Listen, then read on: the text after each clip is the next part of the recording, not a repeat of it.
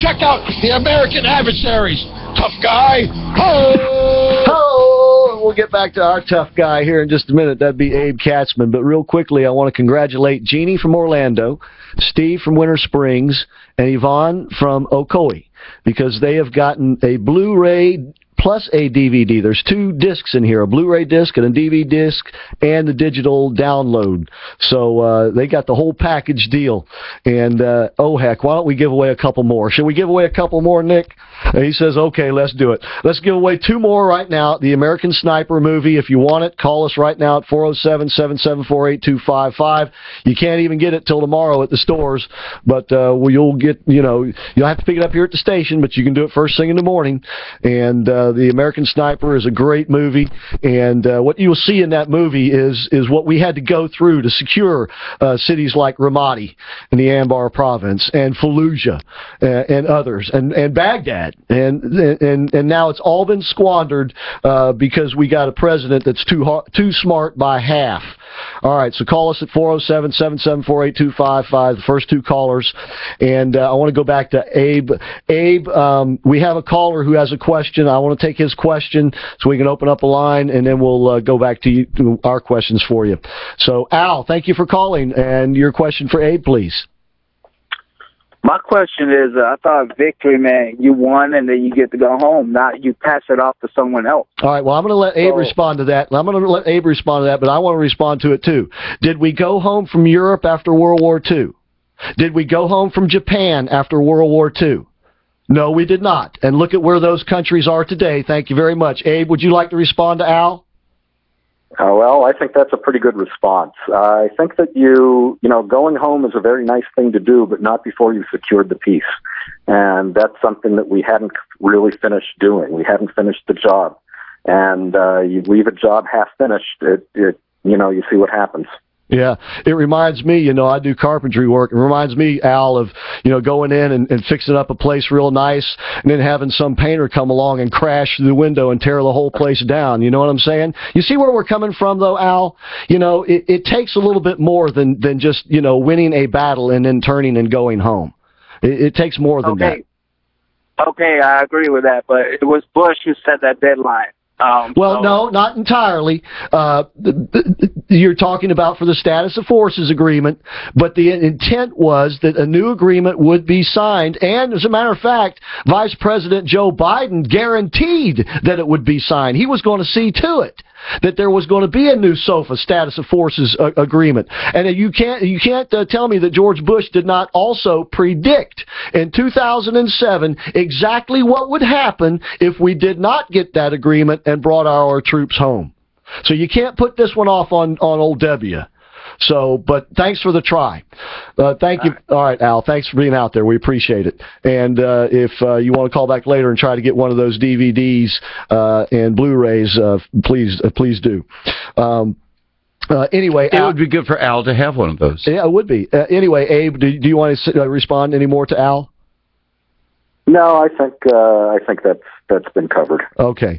All right. I'll get to the Pope and his new buddy here in a minute, but first of all, I want to talk briefly about this Gulf Cooperation Council and their meeting with the president last week at Camp David.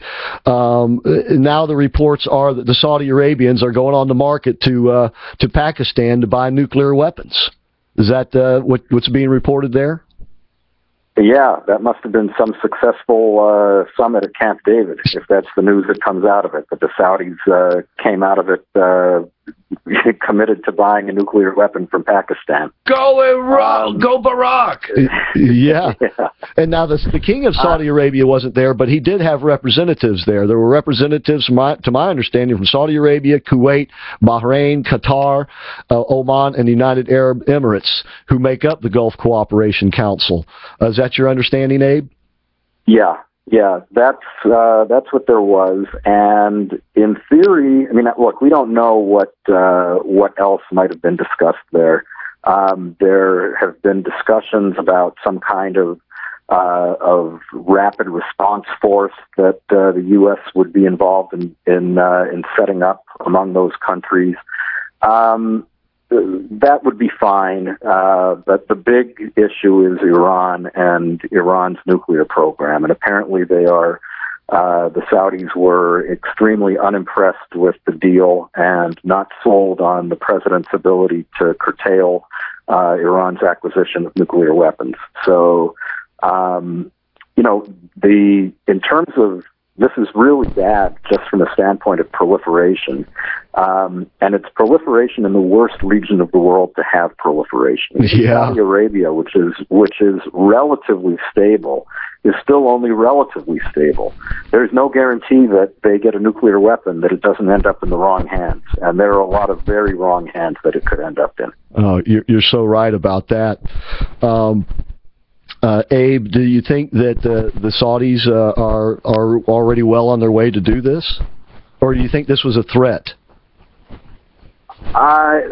It's really hard to know. I don't think that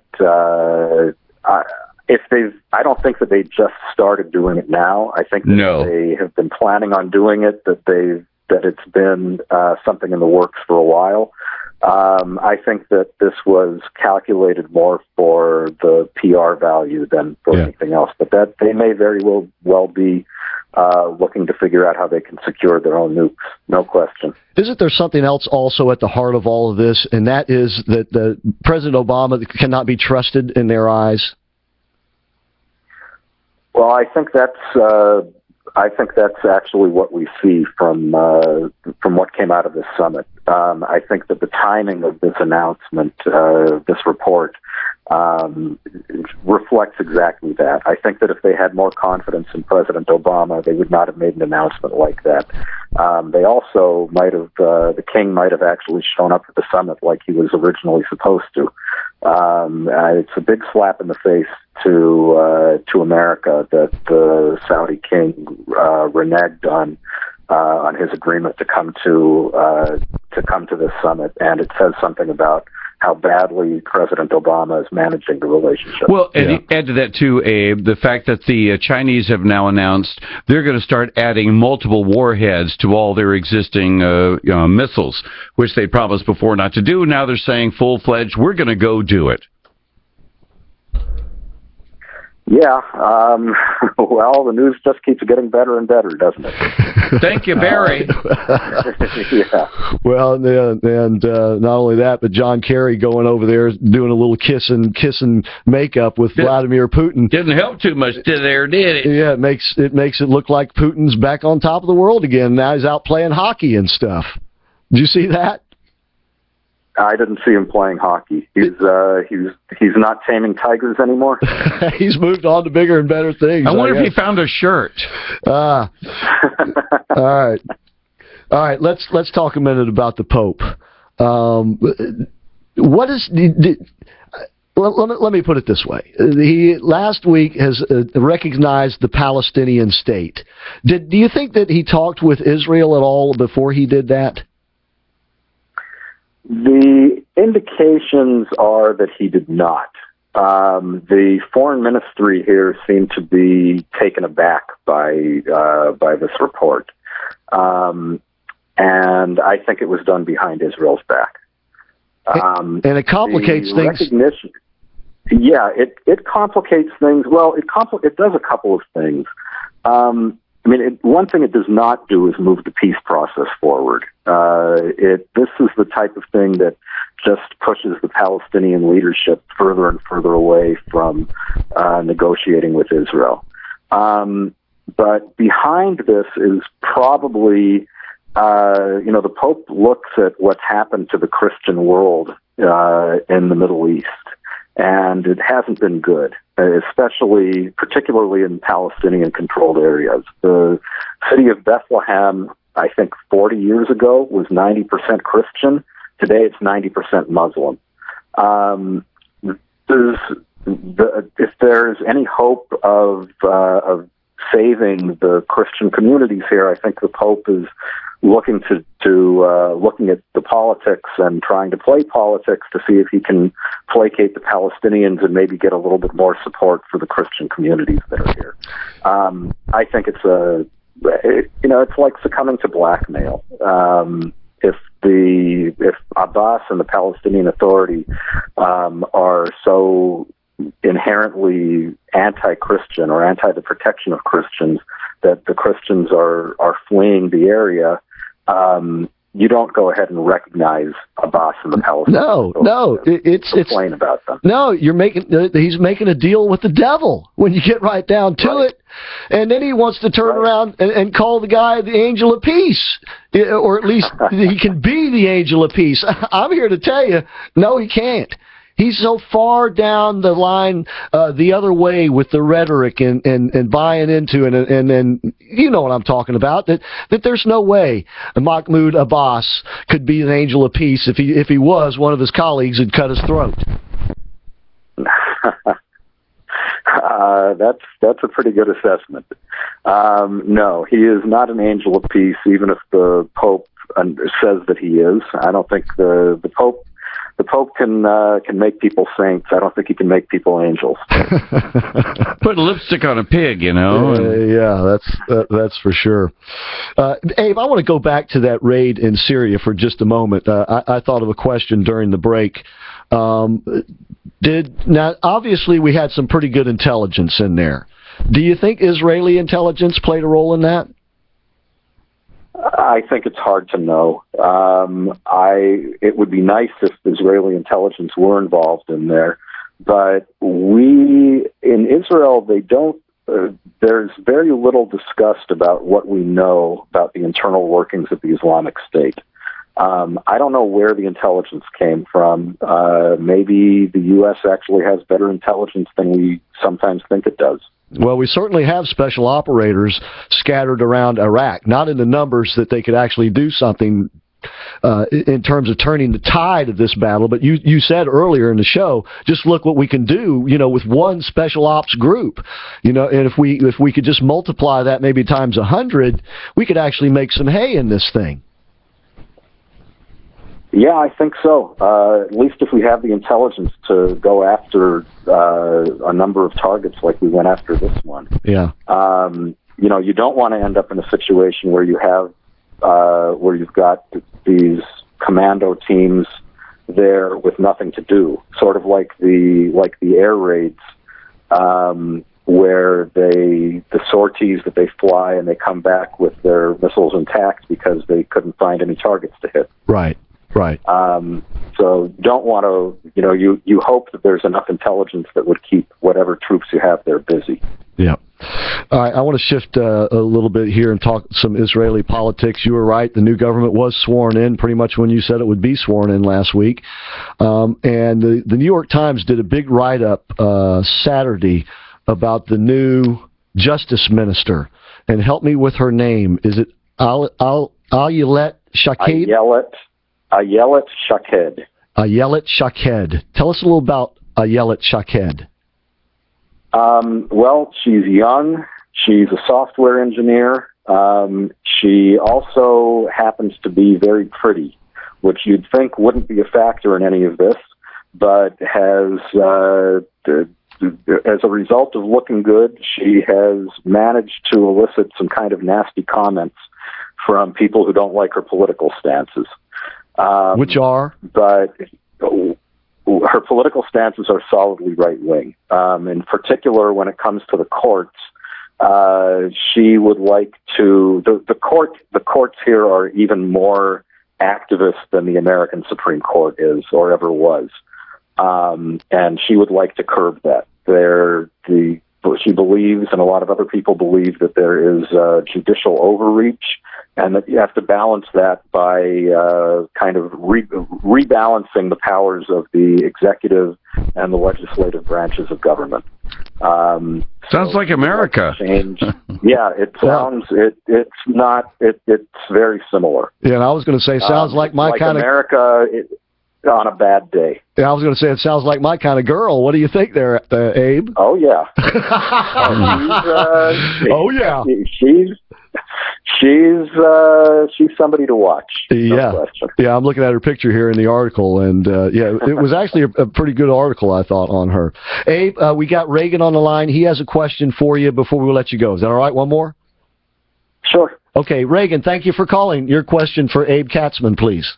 Great. Thanks, gentlemen. Abe, the question is this. With all the attention being placed on ISIS and the Iran nuclear deal. What's happening with Hezbollah and Hamas? Are they just keeping their powder dry, or are they still as active and busy as ever? Excellent question. Thank you, Reagan. Well, Hamas is busy redigging tunnels, trying to go under the border with Israel, and in order to create terror attacks. Israel actually just seized some diving equipment that they believe was intended for use of terror attacks against Israel, that was on its way to Hamas. Hezbollah is interesting because they've actually been involved in the Syrian civil war. They have been fighting alongside the Syrian government forces against the Al-Qaeda-aligned militias, and have different reports. So apparently, they've had some difficulties. They've had a couple of major victories, but they've also taken some heavy losses. So Israel is watching very carefully to see if possibly they get severely weakened by this. But even if they're weakened in terms of manpower, they still have 100,000 missiles that are pointed at Israel. Does that answer your question, Reagan? Okay. All right. Thanks for calling. We appreciate you being out there. I do have one last one, Abe, for you before you go. This investigation in Argentina about that bombing that killed, 80-something Jews? Are you familiar with the one I'm talking about? Yes. Uh-huh. I guess it wasn't the widow, but the companion of the prosecutor who was killed, a woman by the name of, and she was a judge, Judge Sandra Arroyo Salgado, has done her own investigation, and it looks from her investigation and the people that did the autopsy for her that it was not a suicide but a murder. Is this being tracked closely in Israel? I hadn't seen this particular report, but the wider story is something that is reported here. That's very interesting. We're talking about an area where there's, in essence, a degree of lawlessness in the upper echelons of power there. In Argentina, yeah. In Argentina. Mm-hmm. And if she was capable of getting this report and getting it out, well, for one thing, I'm not sure I'd want to sell a life insurance policy to her. Yeah. But this story is not over, and it can really shake up things at the top of the government there. Yeah, according to the original autopsy, the bullet entered his head from the right ear, above the right ear, supposedly at a slight front to back angle. Her autopsy showed it was a slight back to front angle, and the other things like no powder on the hands and blood spray on the hands indicated that it was murder, not suicide. So yeah, they washed their hands after they shot themselves in the head. Yeah, but all right, Abe. Hey, thank you so much. Sounds like Vince Foster. Yeah, yeah, that's right. Yeah, gosh, yeah, shoots himself in the head in the park, and they can't find any blood spatter to confirm it. Oh well, all right, Abe. Thanks so much. Great information tonight, and thanks for taking all the questions and sticking around a little bit extra for us. So we appreciate it. Know it's after midnight over there, so have a good night's sleep, and I guess we'll talk to you in 2 weeks. Thank you. Okay, my pleasure.